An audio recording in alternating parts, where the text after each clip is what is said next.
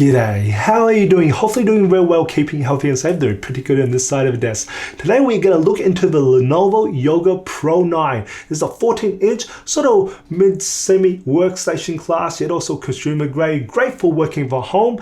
Now, this is very similar to the Lenovo Yoga Pro 7i, which Gen 8, which I recently reviewed, and it's pretty much nearly a carbon copy, but just more powerful in the internal components. There is one extra difference, is also the display. There is a mini LED display option for this Pro 9, which you actually find is extremely bright. It actually got to 1200 nits bright, but there is also the IPS version if you don't want the mini LED versions. But else, pretty much, it is nearly the carbon copy. Actually, touch and feel, the look of it. The speakers sound very similar. It actually has the same sort of volume sounds, and also the keyboard and touchpad, all very similar. Amount of ports, all very similar. So I'm actually going to refer you to looking at that video on my review for the Pro 7i Gen 8 for what if you touch and feel. So in this video, we're going to actually concentrate on the actual performance of this Pro 9 and also the temperatures and fan noise. Looking at temperatures and fan noise, when I took my measurement, the ambient temperature in the room was 19 degrees Celsius and the ambient room noise was 35 decibels. I took my base measurement when the computer was idle, and the hottest area on the keyboard measured a maximum of 37 degrees Celsius. As for fan noise, it stayed at 35 decibels, so it's practically quiet, and the average internal core temperature was 44 degrees Celsius. Then I put 20% load on the computer. That's pretty much average use, so that's tasks like office productivity work, surfing the web, streaming videos, and the hottest area around the keyboard measured a maximum of 36 degrees Celsius. And as for the fan noise, it's went a little bit higher to a maximum of 36 decibels. I still consider this very quiet and practically nearly silent, and the average internal core temperature was 45 degrees Celsius. Then I put 50% load on the computer, and the hottest area around the keyboard measured a maximum of 37 degrees Celsius. And as for the fan noise, went all the way up to a maximum of 37 decibels. So still very quiet, and the average internal core temperature was 54 degrees Celsius. Then I put 100% load on the computer, and the hottest area around the keyboard measured a maximum of 45 degrees Celsius. And as for the fan noise, hit a maximum of 52 decibels. And the average internal core temperature was 73 degrees Celsius. I also measured the bottom back cover while this had 100% load, and the hottest area around the back cover measured a maximum of 44 degrees Celsius for the surface. You will see that the thermal camera has picked up the memory module at around about 52 degrees Celsius, but the surface area on the laptop was a maximum of 44 degrees Celsius. Seeing the actual results, now I have to say this is relatively a very quiet laptop considering the powerful components on there, and it actually is really doing very well with even an i9 in there. It's not really that hot. And it is interesting to see that the actual concentration of the heat is around about where the B key is, and also the space bar, which is a bit lower than what I usually expect from a laptop, but it's just something interesting to see.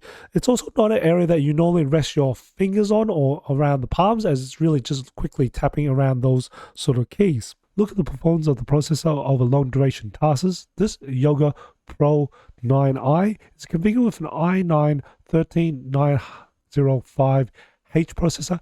Look at Intel website. It reports that this processor has a maximum turbo boost of 5.4 GHz for the performance cores and 4.1 GHz for the efficiency cores. But Windows reports it has a base clock speed of 2.6 GHz. So we do want to see this above 2.6 GHz and above. Now I've got pretty much a maximum load on the processor, memory, and also quite a lot of load on the storage and also the discrete graphics and internal graphics.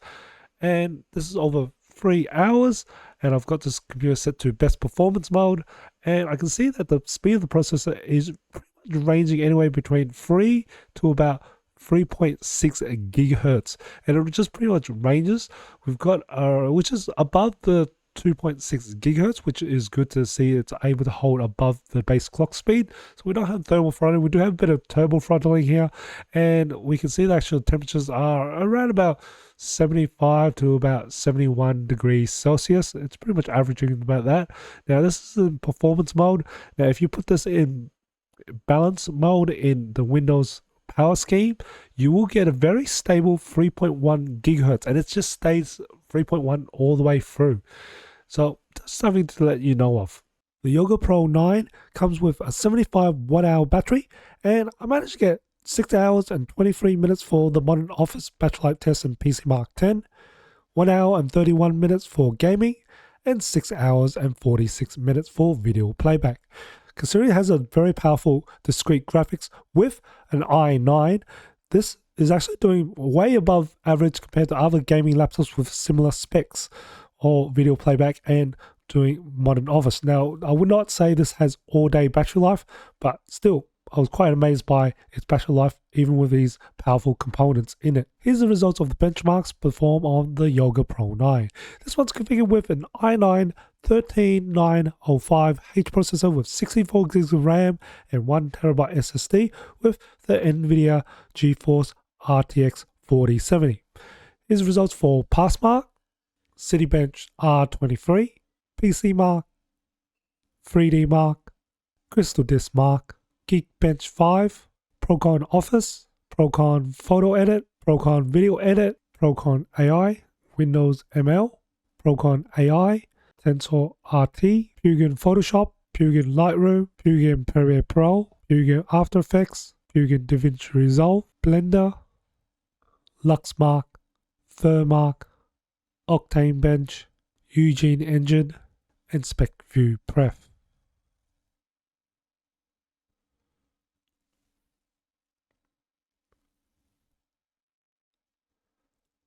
And some gaming benchmarks like Assassin's Creed Valhalla,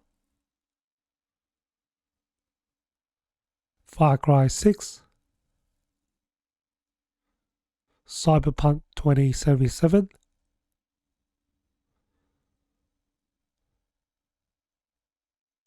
and F1 2022.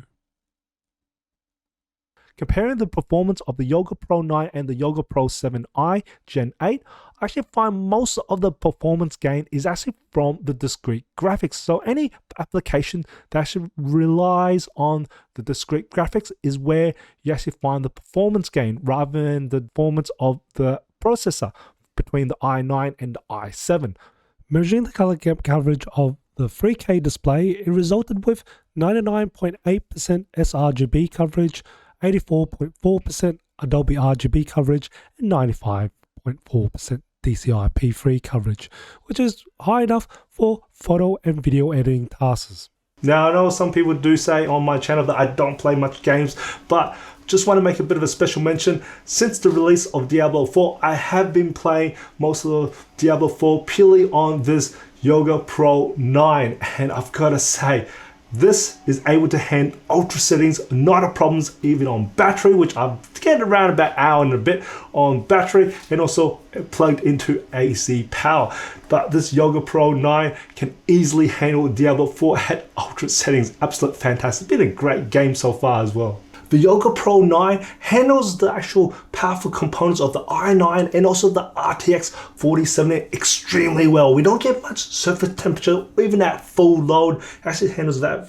And as for the fan noise, it actually stays most of the time relatively quiet until you hit around about 60 to 70% load. That's when the fan really ramps up. And even at the maximum speed, I actually don't find that annoying at all at 52 decibels. This actually, I've heard much more louder laptops than this one here. So for temperatures and fan noise, it does absolutely great. Now, as for the performance wise, where this shines compared to the Yoga Pro 7i Gen 8 is its discrete graphics. So if your applications or tasks that really works on the discrete graphics, takes benefit of the graphics, like for example gaming or actually video editing or even AI or machine learning, this is where this Yoga Pro 9 shines compared to the Yoga Pro 7i. But most of the time, for nearly half the price, maybe I'll actually consider the Yoga Pro 7i, as that's a very good sweet spot. But if you want the best performance, look into this Yoga Pro 9. Now, I hope you find this video informative and enjoy it. If you did, even to support my channel, smash that like button for me. And also share this video, it does help me out. And as always, imperfections in life makes it beautiful and interesting. And I'll see you next video.